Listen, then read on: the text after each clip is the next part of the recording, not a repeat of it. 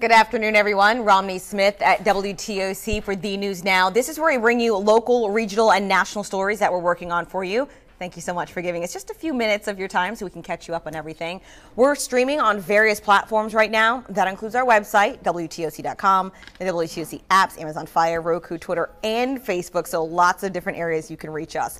All right, so right now, everyone knows by now that we recently had a tornado in our area on Friday. A lot of people wondering, since school is supposed to start this week on Thursday, if those schools will be ready. WTOC's Amanda LeBreau is looking into that story. Here's a preview of her story.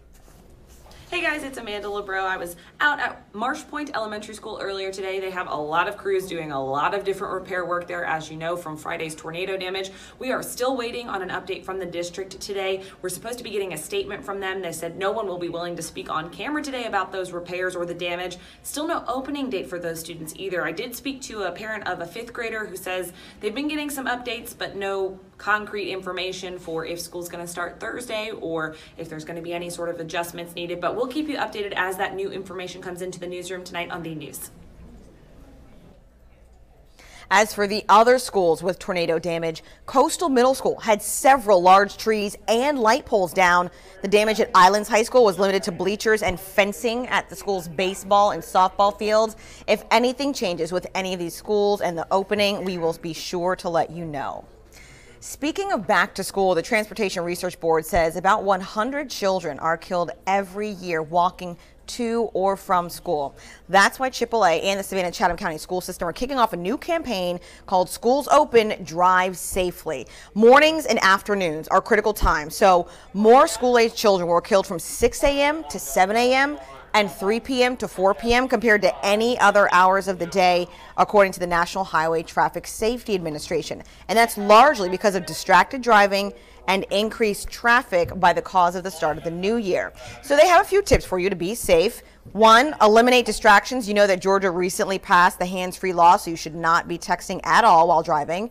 Research shows that taking your eyes off the road for just 2 seconds actually doubles your chance of crashing. Slow down in school zones, watch out for bicycles, kids on crosswalks and on sidewalks, and always come to a complete stop. It's also very important to buckle up and talk with your teenager about the guidelines. We know that we all have to do our fair share to keep everyone in the community safe, and we hope that you help us out and just become a little bit more aware, because as you know, this Thursday, various counties in our area go back to school, and that will continue over the next 2 or 3 weeks. Various counties going back until everyone's back in school mid-August, but we don't want to become a statistic, and we don't want any local student to get hit while they're walking to or from school. So let's all just slow down a little bit, especially in those school zones. All right, well, we have a new picture from the damage out of Emmanuel County. A road was actually washed out. Here's an updated picture we see from Dow Kennedy today. Heavy rain last night caused a dam to break near Garfield. This is a look at what happened last night. 2 people were hurt when the dam broke. Part of Gray Mule Farm Road was also washed out. That's what you're looking at right now, and you do see a silver truck literally in the roadway. Again, that's an updated picture from this morning. The road was closed between Tulip Lane and Johnson Gay Road. Right now, WTOC is working to learn how long it will take to repair, but as you can see, it's enough for that truck to be on its side, and it's pretty deep and pretty wide-reaching as well. So as soon as we get an update on that, we will let you know. Detours, of course, in place in that area at this point in time. 2 people, again, hurt after a dam broke near Garfield late last night because of very heavy rains. Speaking of rain, rain is the name of the game when it comes to weather this week. Let's take a look at my iPad right now. We're on the WTOC Twitter page. You want to follow it. It's at WTOC First Alert. And I want to show you what they're looking. Afternoon storms will produce heavy rain, which may lead to street flooding. I know none of us want to hear that, but that's the reality. Otherwise, we should be okay. So pretty high chances for heavy rain. Also, we're looking at the radar for a second.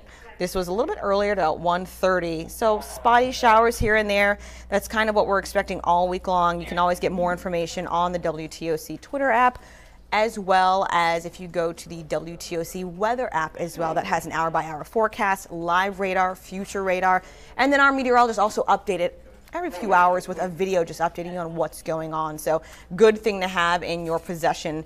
And just bring an umbrella all week long. We have been told that our rain chance is pretty high every day this week. I know. I don't want to rain on your parade, but that's what they're telling us. So good to be in the loop. Bring that umbrella, stay dry. I don't see any questions right now on any of the news stories that we're working on, so keep in mind you can always reach us online at WTOC.com, as well as our social media pages. I'll be back later. Our next newscast is at 4 p.m. on TV. Of course, we are the CBS affiliate in Savannah, Georgia. Until then, go to our website, WTOC.com.